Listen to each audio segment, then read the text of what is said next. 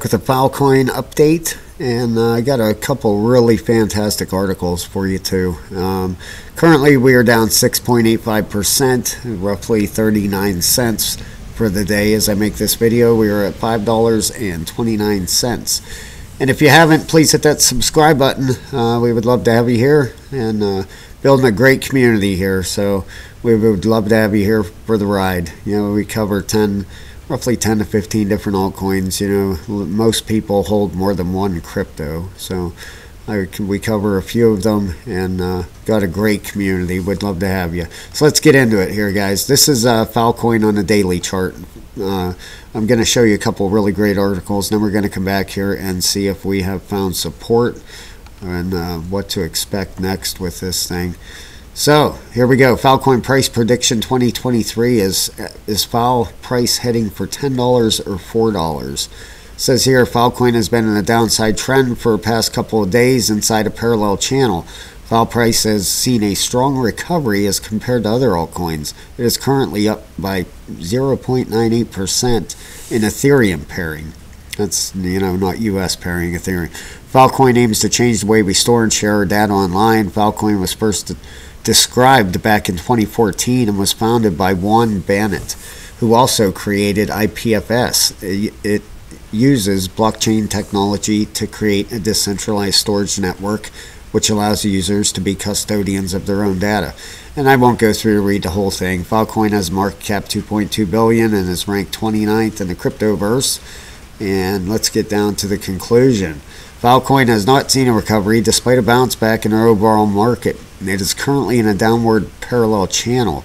Various analysts are expecting a strong recovery in price in the future.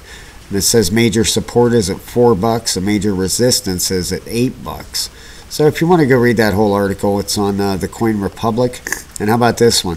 This was the shocker of the day right here. This is you know what happened first thing this morning in the United States, 10 a.m. U.S. regulator goes after Binance in newest crypto clash. So last week we had, you know, the bank, the Silicon Valley, and the whole banking issue last week, and we're starting this week off like this. So, you know, you kind of throw technical analysis out the window when stuff like this happens. I wouldn't call it a black swan, but you know, Binance is the biggest crypto exchange in the world. But what they're basically accusing Binance of is people in the U.S. using their futures trading via a VPN. You know, they're saying people are downloading VPNs, and Binance knows it, and they have people in the U.S. using their futures trading. So whether they did or whether they didn't, I have no idea. But Binance went on to say that they have a team of 750 people, up from 100 that they previously had, and they're spending $80 million to bolster its compliance programs. And as of 1 p.m. Eastern Standard Time in the U.S., Bitcoin and Ethereum were both down 2%, and the whole crypto market was down 2.3%. Okay, and how about this one?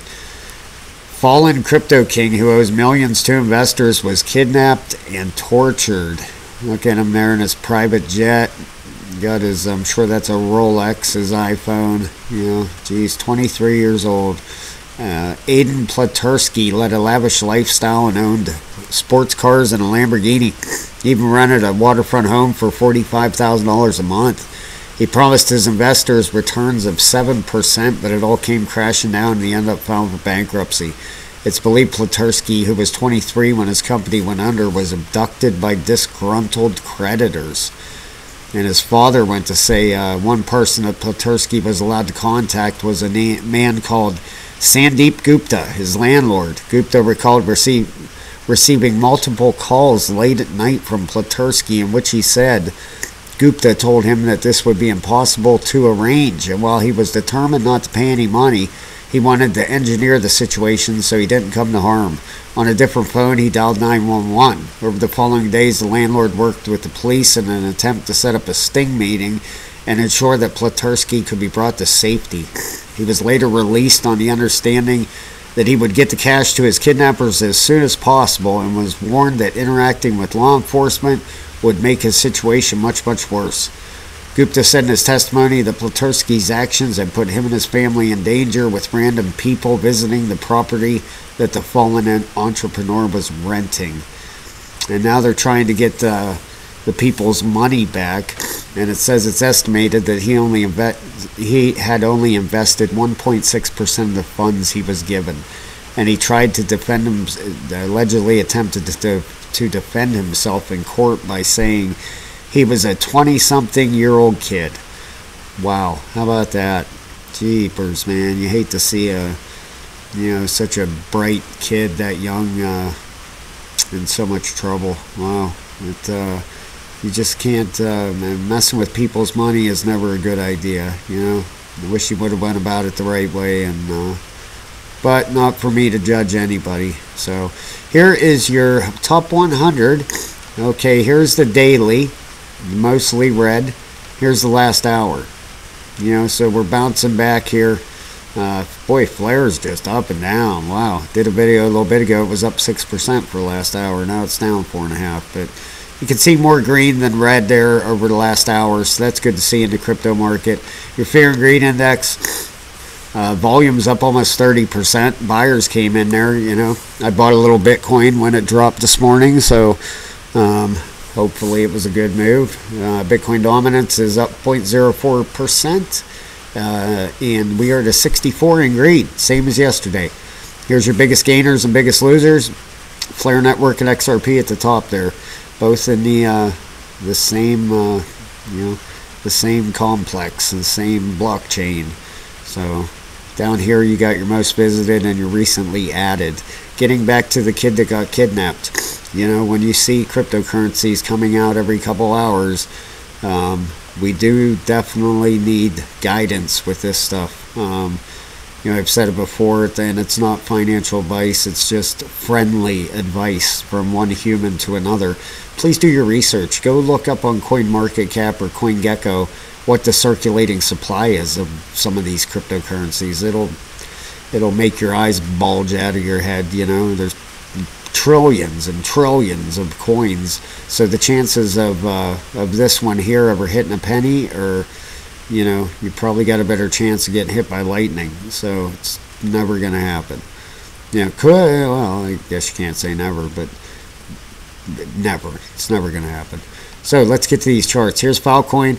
This is on the daily chart. All right, like I said, I wish we could just get just regular price action for a few days.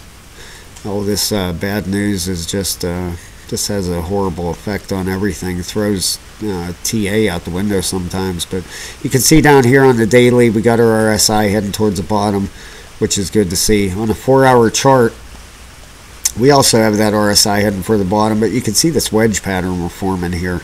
I love wedges, especially falling wedges.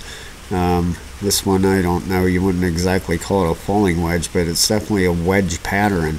Okay, and you can see down at the bottom, when that news came out this morning, we were up here, and that thing just busted right down through. We've come back in this wedge pattern, and looks like we retested it as support now.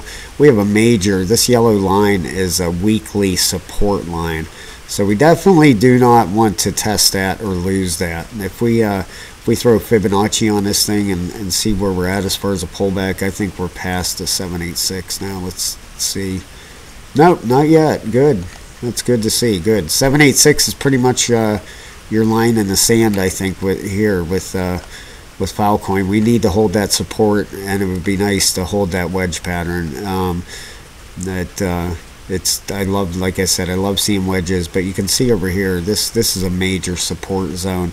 Personally, once again, not financial advice, I'm not a financial advisor, I don't think it's going to lose this support. In fact, we're going to keep that there, and we're going to turn that red and bolster that up, since I just said that. So I'm sticking myself out in the line here, but I think we're going to hold that. I really do.